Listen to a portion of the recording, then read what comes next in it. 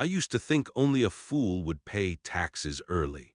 Honestly, that was me. I'd look at people handing money to the government before they had to and shake my head. Why rush it? Why not hold on to it as long as possible?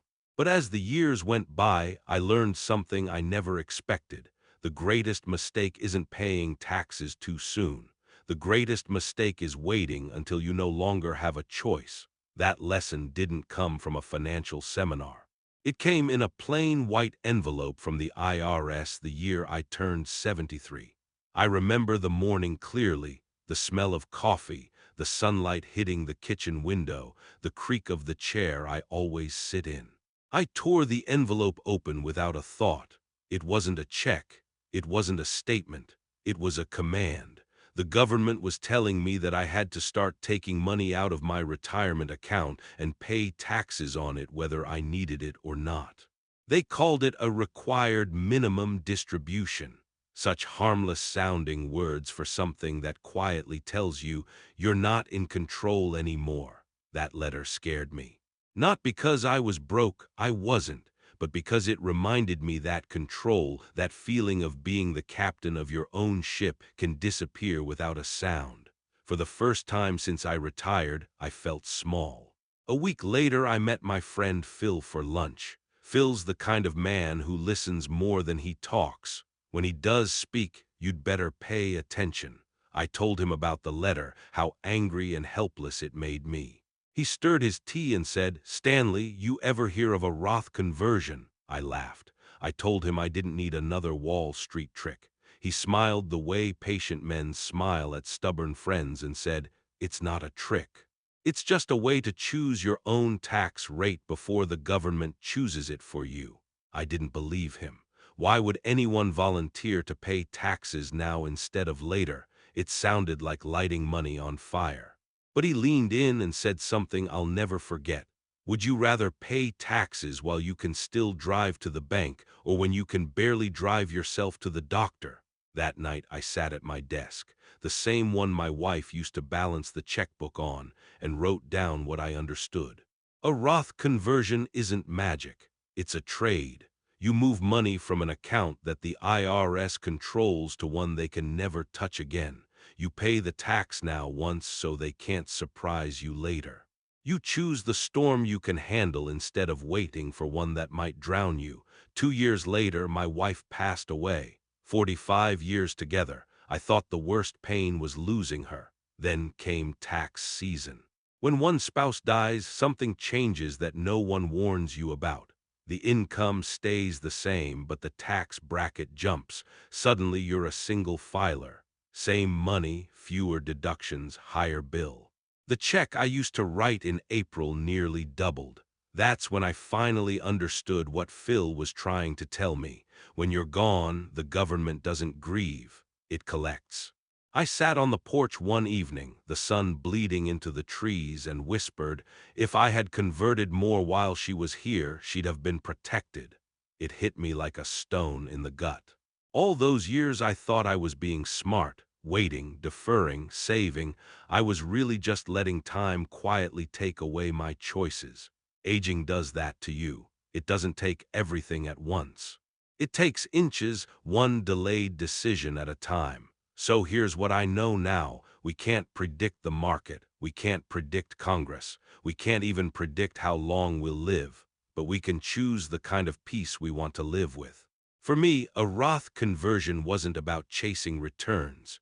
It was about reclaiming calm, about knowing that no matter what Washington decides, I've already paid my dues. That's freedom, not the loud kind with flags and fireworks, but the quiet kind that settles over you on a Sunday morning. The freedom of owing no one. Let me put it plainly. Imagine you've got $750,000 in your retirement account. You don't touch it because you don't need it. It keeps growing, feels good. Then you hit 73 and the IRS says, time to withdraw. 4% at first, then 5, then 7. Each slice comes with a side of taxes. Pretty soon you're paying more than you ever expected, and the account that was supposed to give you freedom starts feeling like a leash.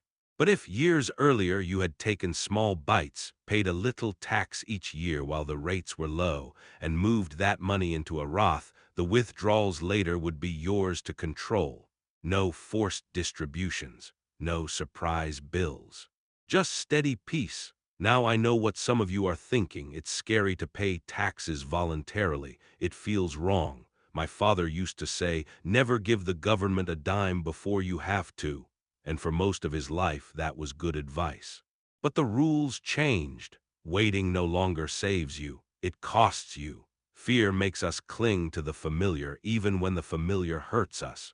We tell ourselves we'll deal with it next year, but next year always comes faster than we expect. The truth is, a Roth conversion isn't about taxes. It's about timing and trust. Trusting yourself to act before you're forced to react.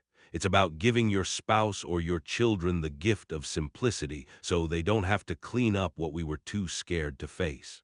It's about dignity, because nothing steals a person's dignity faster than realizing they've lost control over the money they worked a lifetime to earn. So I finally did it. One quiet afternoon, I sat in my advisor's office, a young man about my son's age, and said, "Let's do it." We didn't move it all at once, just a little each year, enough to stay in a comfortable tax bracket. Writing that check stung.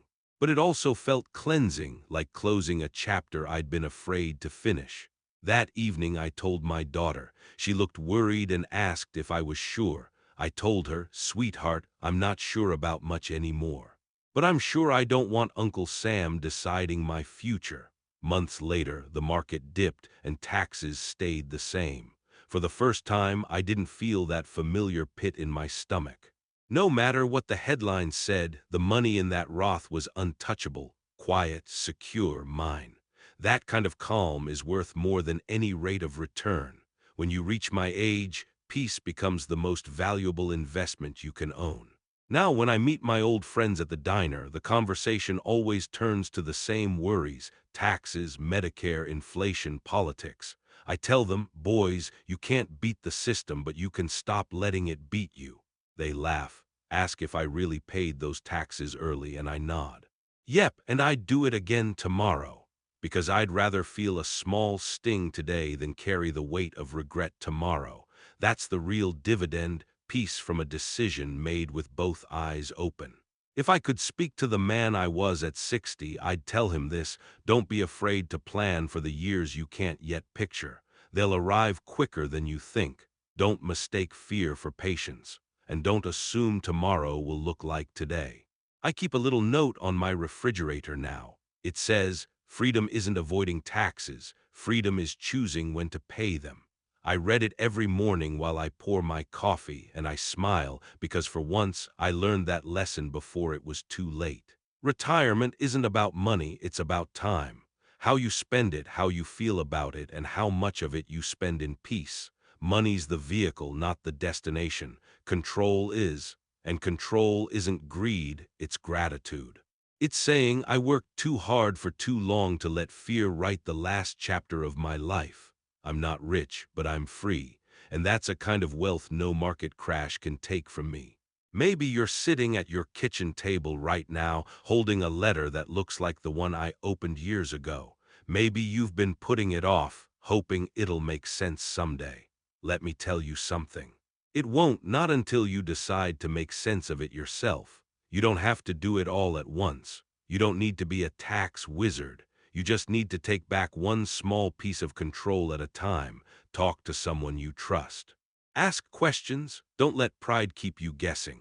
Knowledge at our age is the best inheritance we can leave behind. I'm 76 now. My hands tremble a little when I sign papers, but when April rolls around, I don't dread the mail anymore. I sit by the window with my coffee and know it's all taken care of.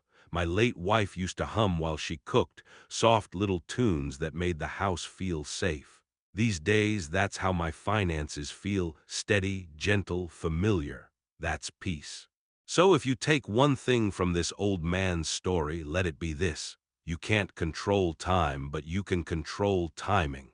You can't predict the future, but you can prepare for it.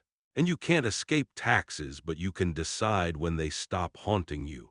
A Roth conversion to me isn't about money. It's about dignity. It's about standing up and saying, I'm still in charge of my life. When fear turns into clarity, you realize retirement isn't the end of control. It's proof that you earned it. If this story stirs something in you, confusion, curiosity, maybe relief, share it. Not for me, but for the friend who's still afraid to open that IRS envelope. We all deserve to feel safe in the years we worked so hard to reach. I'm no financial expert, just a man who learned, a little late, that freedom doesn't come from numbers. It comes from understanding them. Take your time, ask for help. Don't wait for the government to make your choices for you, because when you choose peace, you choose freedom. And remember this, freedom isn't the absence of taxes. It's the presence of choice.